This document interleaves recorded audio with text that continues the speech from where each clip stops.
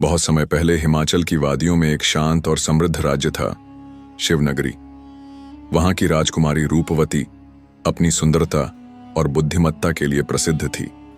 जब वह हंसती, फूल खिल उठते और जब बोलती तो जैसे नदी बहने लगे। कई राज्यों के राजकुमार उसके विवाह का प्रस्ताव लेकर आए, लेकिन वह हर बार मना कर देती।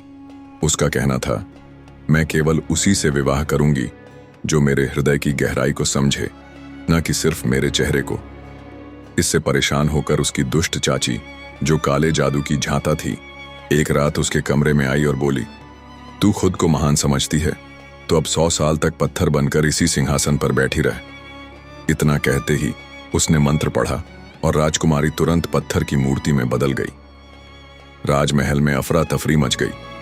राजा ने हर साधु, संत, तांत्रिक और विद्वान से उपाय पूछा, लेकिन कोई उसे वापस नहीं ला पाया। धीरे धीरे लोग उसे भूलने लगे। सालों बीत गए। एक युवा चरवाहा, आरव, रोज उसी महल के पास अपनी बकरियां चराने आता।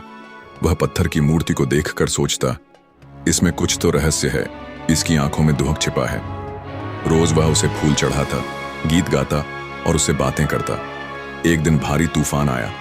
पेड़ उखड़ने लगे, जानवर भागने लगे, लेकिन आरव दौड़कर मूर्ति को छाया देने लगा, जैसे वह जीवित हो। तभी आकाश से बिजली गिरी और एक स्वर्ण ज्योति मूर्ति पर पड़ी। मूर्ति टूटकर मिट्टी में मिल गई और उसी मिट्टी से रूपवती बाहर आई, जीवित और मुस्कुराती हुई।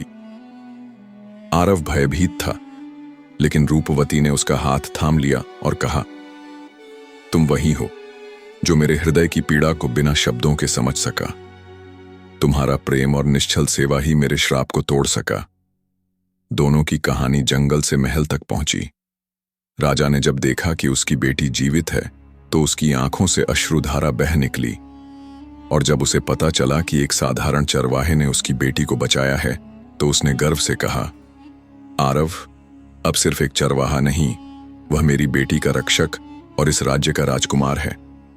कुछ ही समय में एक भव्य विवाह संपन्न हुआ। रूपवती और आरव ने साथ मिलकर राज्य को न्याय और प्रेम से चलाया। लोग कहते हैं, सच्चा प्रेम रूप नहीं, आत्मा पहचानता है।